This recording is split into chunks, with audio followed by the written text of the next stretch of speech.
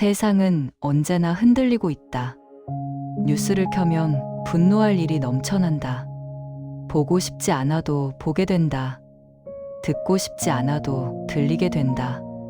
그리고 그 소음은 생각보다 훨씬 빠르게 마음을 마르게 한다. 휴대폰을 내려놓지 못하는 사이 우리는 더 많이 연결되고 그만큼 더 쉽게 지친다. 사람들의 말과 표정과 평가가 내 하루의 기분을 좌우해버리는 순간도 생긴다. 이럴 때 우리는 묻게 된다. 도대체 어떻게 살아야 흔들리지 않을 수 있는가? 그리고 이 질문을 하는 당신은 약한 사람이 아니다. 이 질문을 한다는 건 이미 버티고 있다는 뜻인 것이다. 너무 많은 기대와 압박과 불안 속에서도 어떻게든 중심을 잡으려 애써왔다는 뜻인 것이다. 지금부터 나는 당신에게 말해주려 한다. 흔들리지 않는다는 것은 흔들림이 사라지는 것이 아니다. 흔들림이 와도 무너져버리지는 않는 법을 배우는 일이다. 그리고 그 방법은 생각보다 멀리 있지 않다. 놀랍게도 이 질문은 약 2000년 전 한 사람도 똑같이 붙잡고 있었던 질문이다. 그의 이름은 마르쿠스 아우렐리우스다. 사람들은 흔히 생각한다. 황제라면 마음이 흔들릴 일이 없었을 거라고. 권력의 꼭대기에 서 있던 사람이라면 평온했을 거라고. 그러나 그의 기록은 정반대다.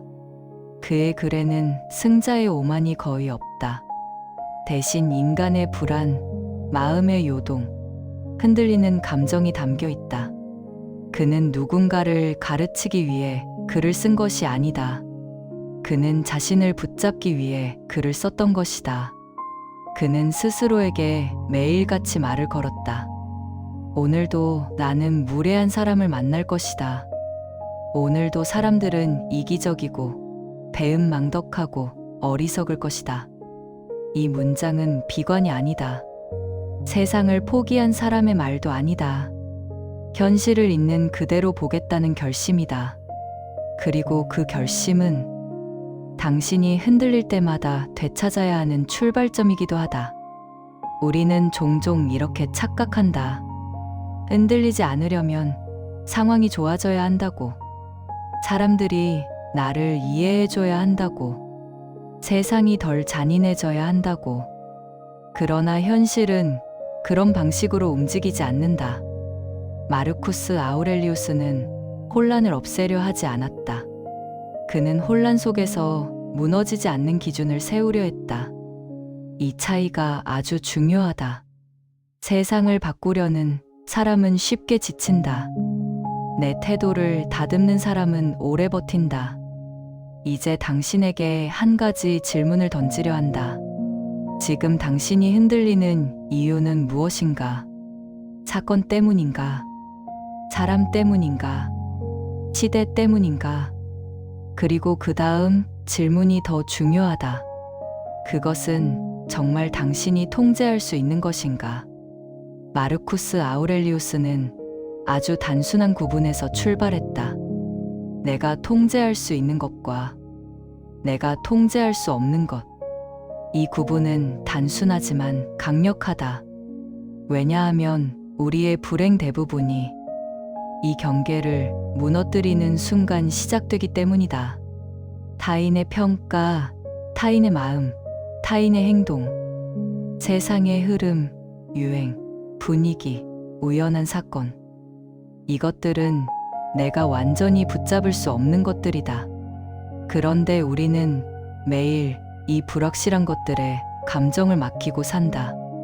댓글 하나에 기분이 무너진다. 상대의 무심한 말 한마디에 하루가 찢어진다. 예상치 못한 일이 생기면 나는 나를 잃어버린다. 여기서 중요한 건 당신이 유난히 예민해서가 아니다. 이 시대 자체가 사람의 마음을 붙잡아 흔들기 쉬운 구조로 되어 있기 때문이다. 우리는 수없이 많은 자극을 너무 빠르게 받는다.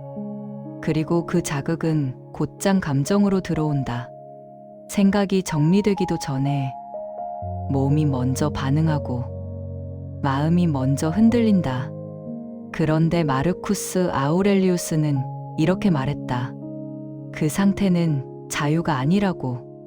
그는 그것을 노예 상태라고 보았다. 환경과 타인의 손에 내 마음이 끌려다니는 상태라고 보았다. 이 말은 거칠게 들릴 수 있다. 그러나 그는 우리를 다그치려는 것이 아니다.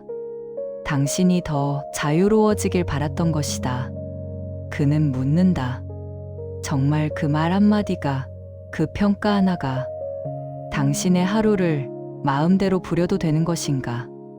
흔들리지 않는 삶은 아무 일도 일어나지 않는 삶이 아니다. 모든 일이 일어나도 나의 중심은 내가 지키는 삶이다. 그러려면 우리는 먼저 알아야 한다.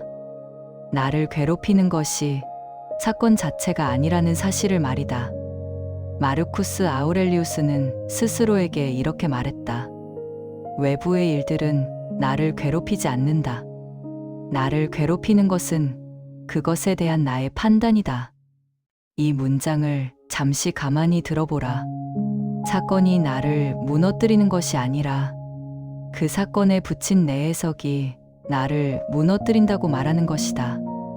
회사에서 인정받지 못했을 때를 떠올려 보라. 사실은 단순하다.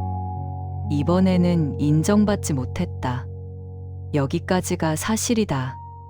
그런데 우리는 그 위에 이야기를 얻는다. 나는 무능하다. 나는 결국 실패할 것이다. 나는 가치가 없다. 이 순간부터 마음은 무너진다. 상황이 아니라 내가 내게 들려주는 이야기 때문에 무너진다. 관계에서 상처받았을 때도 마찬가지다. 사실은 단순하다. 상대가 그런 말을 했다. 상대가 그런 행동을 했다. 여기까지가 사실이다. 그러나 우리는 또 이야기를 만든다. 사람은 원래 믿을 수 없다. 나는 늘 버려질 것이다.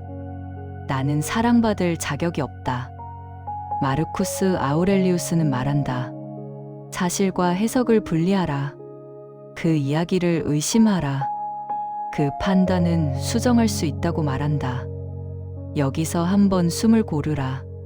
지금 당신의 마음에 떠오르는 불안한 생각을 그대로 따라가려 하지 말라. 그 생각을 한 걸음 떨어져 바라보라. 나는 지금 무엇을 사실이라고 말하고 있는가? 나는 지금 무엇을 해석이라고 믿고 있는가? 나는 지금 어떤 이야기를 나에게 들려주고 있는가?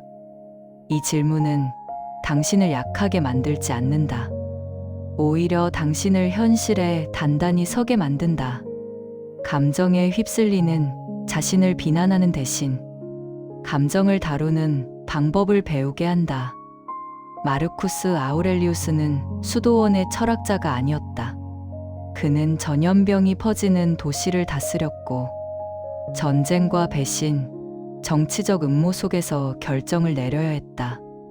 그러니 그가 말하는 평정은 현실을 모르고 하는 말이 아니다. 그는 혼란 속에서 매일 자신에게 같은 질문을 던졌다. 오늘 나는 어떤 인간으로 살았는가? 내가 통제할 수 없는 것에 분노하며 에너지를 낭비하지는 않았는가? 내가 지킬 수 있는 기준을 지켰는가? 여기서 그가 말하는 기준은 대단한 것이 아니었다. 정직하게 말하는 것, 절제하는 것, 필요 이상의 분노에 휘둘리지 않는 것. 이 기준은 놀라울 정도로 소박하다. 그러나 바로 이 소박함이 혼란 속에서 사람을 붙잡아 준다.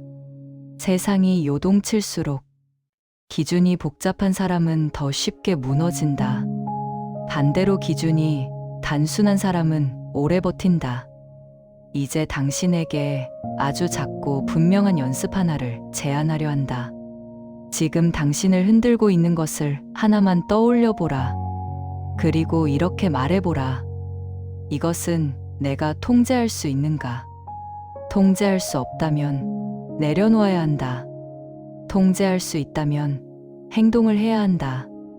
이 한 문장이 당신의 하루를 아주 다르게 만든다. 이 한 문장이 불필요한 분노를 줄이고, 불필요한 비교를 줄이고, 불필요한 소모를 줄인다. 흔들리지 않는다는 것은 단단한 돌이 되는 것이 아니다. 다시 돌아오는 힘을 기르는 일이다. 오늘 흔들렸다면 그 사실을 인정하라. 그리고 다시 중심으로 돌아오라. 그가 말하던 삶은 바로 그런 삶인 것이다. 지금 잠시 멈추라. 지금 당신을 가장 불안하게 만드는 것은 무엇인가? 그리고 그것은 정말 당신이 통제할 수 있는 것인가? 이 질문에 답하는 순간 당신의 마음은 이미 조금 덜 흔들리고 있을지도 모른다. 그리고 그 덜 흔들리는 순간이 당신의 삶을 바꾸는 시작이 될 수 있다. 마르쿠스 아우렐리우스는 흔들리지 않는 삶을 말할 때 언제나 인간의 약함을 전제로 삼았다. 그는 인간이 이성적인 존재라고 믿었지만 동시에 감정에 가장 쉽게 휘둘리는 존재라는 사실도 정확히 알고 있었다. 그래서 그의 글을 읽다 보면 지혜로운 철학자의 목소리라기보다 스스로를 다잡는 사람의 독백처럼 느껴질 때가 많다. 마치 하루에도 몇 번씩 마음이 무너졌다는 고백처럼 들리기도 한다. 그는 자신에게 이렇게 말했다. 오늘 나는 감사할 줄 모르는 사람을 만날 것이다. 오늘 나는 무례한 사람, 질투하는 사람, 자기 이익만 챙기는 사람을 만날 것이다. 이 문장을 들으면 어떤 기분이 드는가? 세상이 너무 삭막하다고 느껴지는가? 아니면 지나치게 냉소적으로 들리는가? 그러나 이 말은 세상을 포기한 사람의 말이 아니다. 오히려 세상을 너무 잘 아는 사람이 스스로를 준비시키는 방식이다. 우리는 종종 기대한다. 사람들은 합리적일 거라고, 세상은 어느 정도 공정할 거라고, 노력하면 그만큼 보상받을 거라고. 그리고 이 기대가 깨지는 순간 우리는 세상이 잘못됐다고 느낀다. 분노하고 억울해하고 쉽게 지친다. 마음은 생각보다 빨리 닳아버린다. 마르쿠스 아우렐리우스는 바로 이 지점에서 경고한다. 기대가 클수록 실망도 커진다고. 현실을 이상과 혼동하는 순간 마음은 스스로를 지킬 힘을 잃는다고. 그는 인간을 바꾸려 하지 않았다. 사람들이 이기적이지 않기를 바라지 않았다. 사람들이 언제나 공정하길 기대하지도 않았다. 대신 그런 현실 속에서 내가 어떻게 반응할지를 고민했다. 이 태도는 오늘날에도 놀라울 만큼 유효하다. 직장에서, 인간관계에서, 온라인 공간에서 우리는 매일 타인의 행동에 흔들린다. 회의 자리에서 무시당했다고 느낄 때, 메신저에서 답장이 늦을 때, 누군가의 말이 마음에 오래 남을 때, SNS 속 타인의 삶이 괜히 더 잘나 보일 때, 이 모든 순간에 우리는 이렇게 묻지 않는다. 이 감정이 정말 나에게 필요한가? 이 반응이 나를 지켜주는가? 마르쿠스 아우렐리우스라면 이렇게 말했을 것이다. 지금 당신을 괴롭히는 것은 사건이 아니라 판단이라고. 그리고 그 판단은 고칠 수 있다고. 그는 감정을 억누르라고 말하지 않는다. 분노하지 말라거나 슬퍼하지 말라고 강요하지 않는다. 다만 감정에 끌려가지 말라고 말한다. 감정은 파도와 같다. 막을 수는 없다.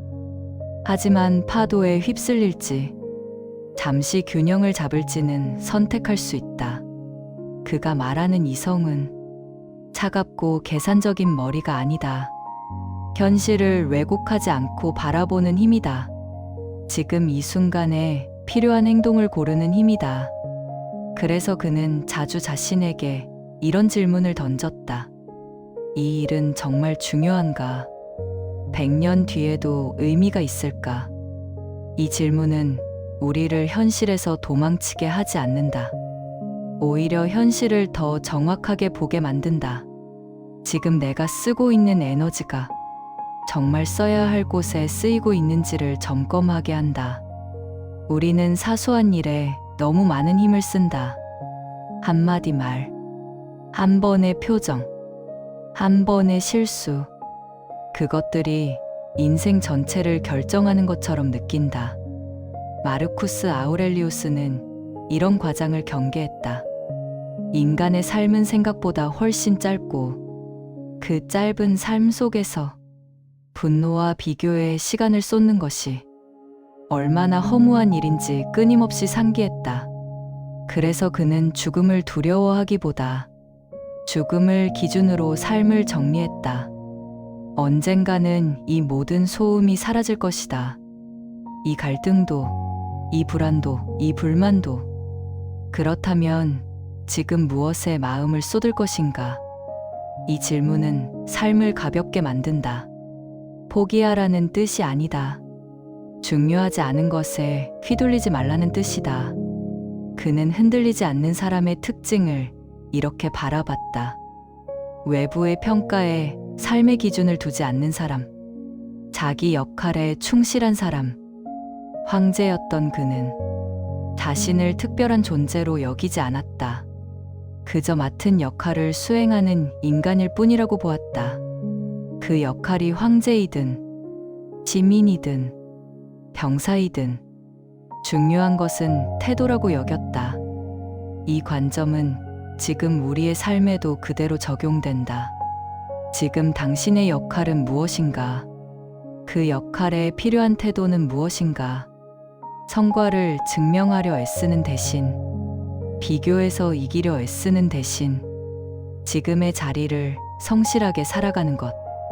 마르쿠스 아우렐리우스에게 이것이 곧 안정이었다. 세상이 아무리 흔들려도 내가 해야 할 일이 분명하다면 마음은 쉽게 무너지지 않는다. 그는 말했다. 사람들은 각자의 본성에 따라 행동한다고. 그리고 그 사실을 받아들이는 순간 분노는 조금씩 힘을 잃는다. 상대를 바꾸려는 싸움은 끝이 없다. 그러나 나의 반응을 다스리는 싸움은 지금 이 순간부터 시작할 수 있다. 여기서 잠시 멈춰보자. 지금 당신이 가장 자주 흔들리는 순간은 언제인가? 누구의 말 앞에서, 어떤 상황 앞에서 당신의 마음은 가장 쉽게 무너지는가? 그리고 이렇게 물어보라. 나는 지금 상대를 바꾸려 애쓰고 있는가? 아니면 나의 태도를 지키고 있는가? 이 질문은 정답을 요구하지 않는다. 다만 방향을 바로잡아 준다. 흔들림을 없애는 대신 흔들림 속에서도 나를 잃지 않도록 돕는다. 그의 글은 늘 자기 대화로 시작한다. 그리고 그 말들은 다정하기보다 단호하다. 지금 이 순간을 허비하지 말라. 이미 지나간 일에 집착하지 말라. 아직 오지 않은 일에 마음을 빼앗기지 말라. 우리는 하루에도 수십 번 과거와 미래를 오간다. 그 사이에서 현재는 자주 비어버린다. 몸은 여기 있지만 마음은 늘 다른 시간에 머문다. 마르쿠스 아우렐리우스는 이것을 인간이 저지르는 가장 큰 손실로 보았다. 우리가 가진 유일하게 확실한 자원은 지금 이 순간인데 우리는 그 순간을 스스로 흘려보낸다는 것이다. 그는 스스로에게 말했다. 너에게 주어진 시간은 지금뿐이다. 이 문장은 조용하지만 분명하다. 지금 할 수 있는 친절을 미루지 말라. 지금 지킬 수 있는 절제를 다음으로 넘기지 말라. 지금 필요한 행동을 상황 탓으로 미루지 말라. 그에게 흔들리지 않는다는 것은 감정을 느끼지 않는 상태가 아니었다. 행동을 미루지 않는 상태였다. 분노가 올라와도, 불안이 스쳐 지나가도 그 감정에 끌려 행동하지 않는 것. 그는 감정과 행동 사이에 아주 짧은 공간을 만들었다. 그 틈에서 이성이 숨을 쉬게 했다. 오늘날 우리는 그 틈을 거의 갖지 않는다. 알림은 즉각 반응하라고 재촉하고 세상은 곧바로 판단하라고 요구한다. 생각할 시간은 줄어들고 반응은 점점 빨라진다. 마르쿠스 아우렐리우스의 철학은 이 속도를 늦춘다. 한 박자 멈추라고 말한다. 지금 이 반응이 정말 나다운가를 묻게 한다. 그는 자신이 완벽해질 거라 믿지 않았다. 실수할 것을 알았고 흔들릴 것을 알고 있었다. 그래서 그는 매일 다시 마음을 바로잡았다. 이 점이 중요하다. 그의 철학은 한 번 깨닫고 끝나는 깨달음이 아니다. 매일 연습해야 하는 태도다. 오늘 흔들렸다면 그 사실을 인정하면 된다. 오늘 분노했다면 다음 순간에 절제를 선택하면 된다. 그는 언제나 지금부터를 강조했다. 그는 스스로에게 이렇게 말했다. 너는 이미 충분히 오래 살았다. 이제는 제대로 살아라. 이 말은 시간의 길이를 말하지 않는다. 태도의 깊이를 말한다. 얼마나 많은 일을 겪었는지가 아니라 그 일을 어떤 인간으로 통과했는지가 중요하다는 뜻이다. 마르쿠스 아우렐리우스에게 삶은 경쟁이 아니었다. 증명해야 할 무대도 아니었다. 삶은 자기 성격을 단련하는 연습장이었다. 그래서 그는 남보다 앞서려 하지 않았다. 남보다 높아지려 하지 않았다. 다만 어제의 자신보다 덜 흔들리기를 바랐다. 이 태도는 우리를 조용히 자유롭게 만든다. 비교에서 한 발 물러서게 하고 타인의 기대에서 숨을 돌리게 한다. 나에게 필요한 속도를 되찾게 한다. 혼란스러운 시대에 흔들리지 않는다는 것은 세상을 외면하는 일이 아니다. 세상 속에서 나를 잃지 않는 일이다. 지금 이 순간에도 세상은 요란하다. 불안은 쉽게 사라지지 않고 예측하지 못한 일은 계속 일어난다. 이 사실은 바뀌지 않는다. 그러나 마르쿠스 아우렐리우스는 말한다. 그 모든 소음 속에서도 당신의 태도만큼은 당신의 것이라고. 당신이 선택하는 생각, 당신이 지키는 기준, 당신이 반복하는 행동, 이것만은 누구도 빼앗을 수 없다고. 이제 다시 조용히 질문해보자. 지금 당신을 흔들고 있는 것은 무엇인가?